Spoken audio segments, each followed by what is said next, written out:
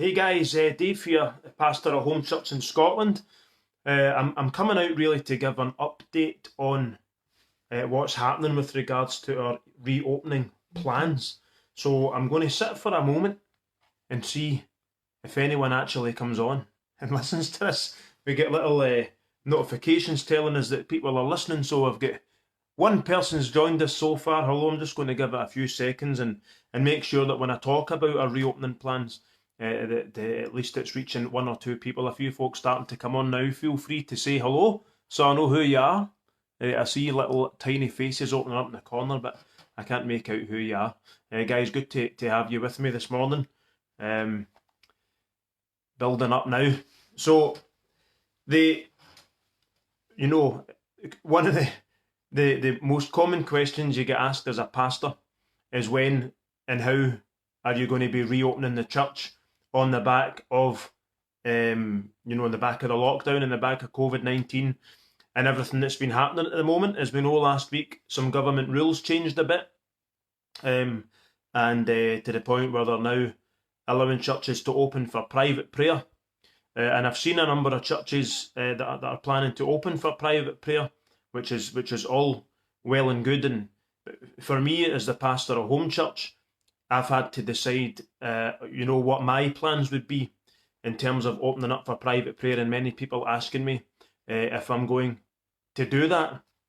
I'm going to actually just start by reading just a portion of scripture from Acts chapter 17 and verse 24. It says, "The God who made the world and everything in it is the Lord of heaven and earth, and does not live in temples built by hands.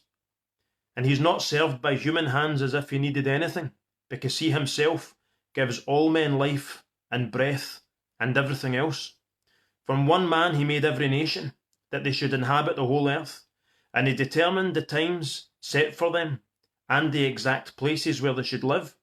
God did this so that men would seek him, and perhaps reach out for him and find him, though he is not far from each one of us."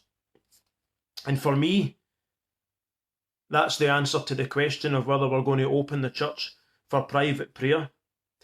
People who don't know Jesus have this false understanding that God lives in a building, that if they walk into a church, they might find a building, they might find God or some peace or some solace or something like that.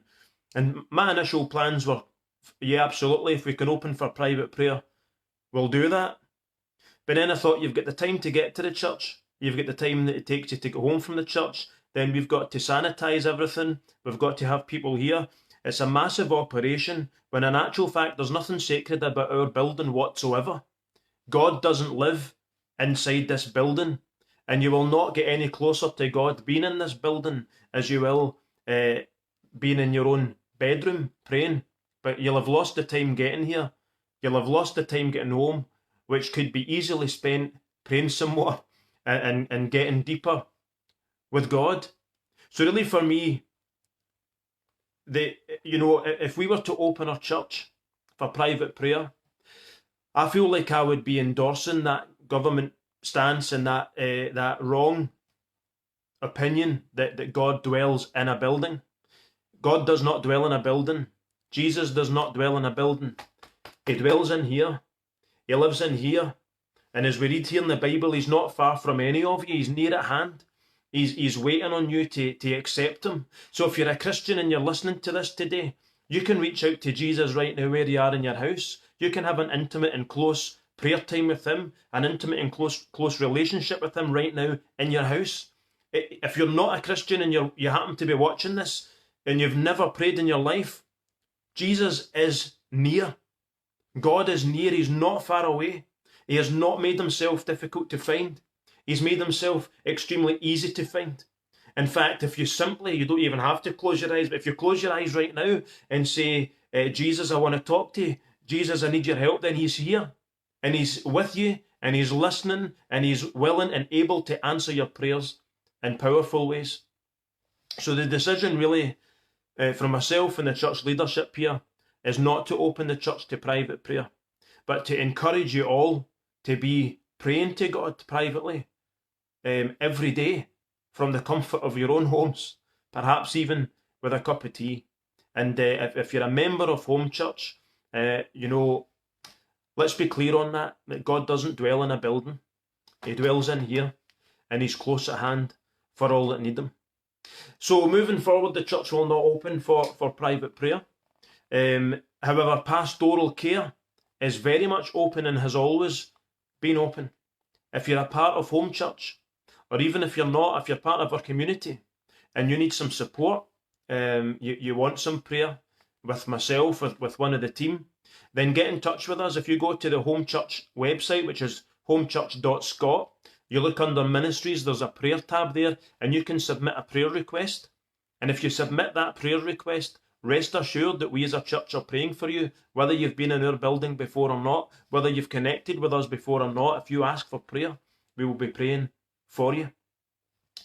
Also, if you would like a visit, then again, just email the church, info@homechurch.scot, or email me directly, dave@homechurch.scot, and I will arrange for myself or one of the team to come visit you.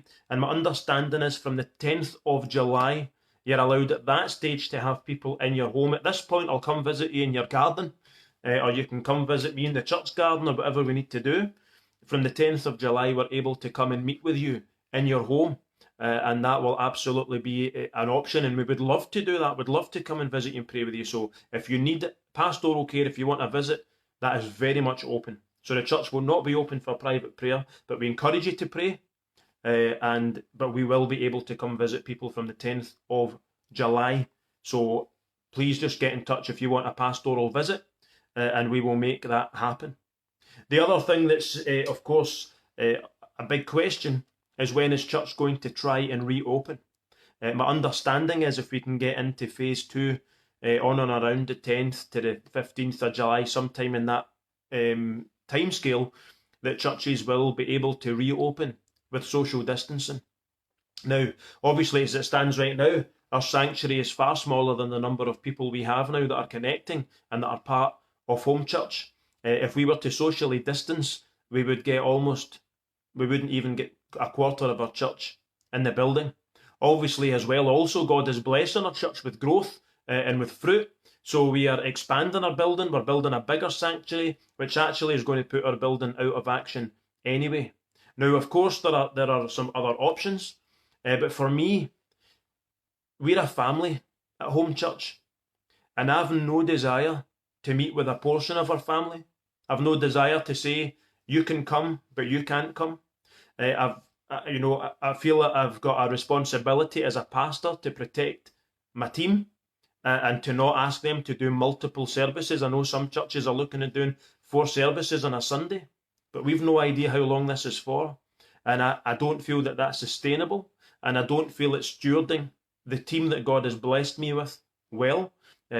So multiple services isn't an option.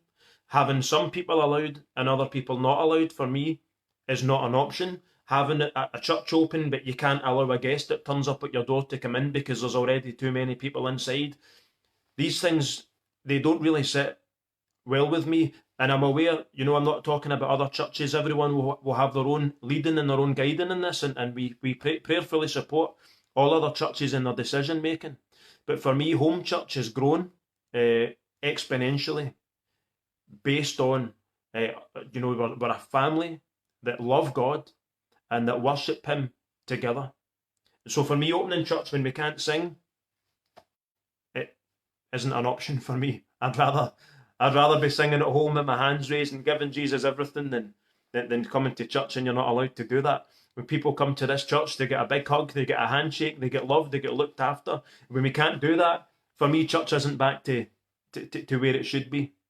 So for the next little while, we're going to keep doing what we're doing. We're going to be investing. We have invested heavily in the online church. We've got a team coming down this afternoon, very, very socially distanced, to start setting up some things to start live streaming the service from church. So the cool news is, on the 12th of September, we're going to have an outside open air service. It's our big weekend. Home Church is 1 year old.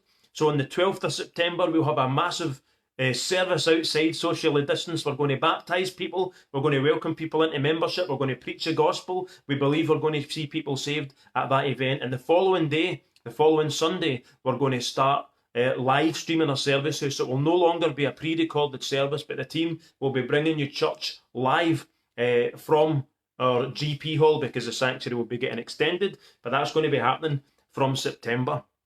Now, the one area, the one gap that leaves is we're aware that there are some people in our church, mainly some of the elder generation, that don't have access to internet perhaps, or they've been struggling to connect with church in that manner, struggling to get onto our communion services or things like that. Now, from the 10th of July, as I've said, we're allowed to be in people's homes as long as we're socially distancing.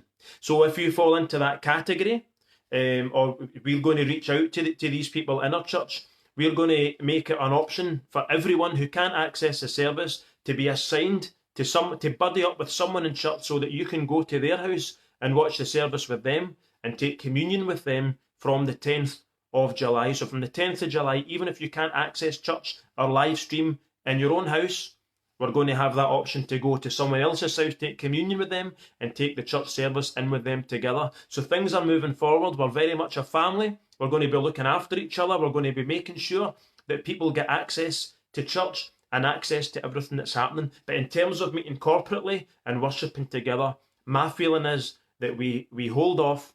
We keep doing what we're doing to the best of our ability. We keep praying. We keep seeking God. We keep sharing the gospel. We keep seeing people won for Jesus, because Jesus is still changing lives through this lockdown. Jesus is still bringing people to him through this lockdown in powerful ways. When this all happened, we said, and rightly so, that the church is not closed. It's the building that closed. So nothing's changing. Our church has been open all the way through this lockdown, and it continues to be open, and the gospel will continue to be preached. And I believe, in the name of Jesus, that lives will continue to be changed. And so for those that haven't been able to connect, that will change from you. You'll be connecting in some of our members' homes from the 10th of July, and we'll keep updating you. And as soon as it's legally allowed for our whole church to meet together and to worship together, we're going to do that. All right, guys, so I hope that makes questions. Let me know. It's been good to spend some time with the 20-30 so of you this morning. Any questions, fire them in and we'll get an answer out. But I hope that makes sense. We look forward to seeing you online at our church services this Sunday. We're on as well tomorrow night for Testimony Tuesday, as we are every Tuesday. And I really miss you guys. I can't wait to give you a hug. I can't wait to have you back in church. But you know what? I'm just so thankful to God that despite this lockdown, despite what's been going on, he's still been moving in power. And he's still been changing lives, and all glory and honour and praise to him for doing so. Guys, God bless you, and I'll see you all very, very soon.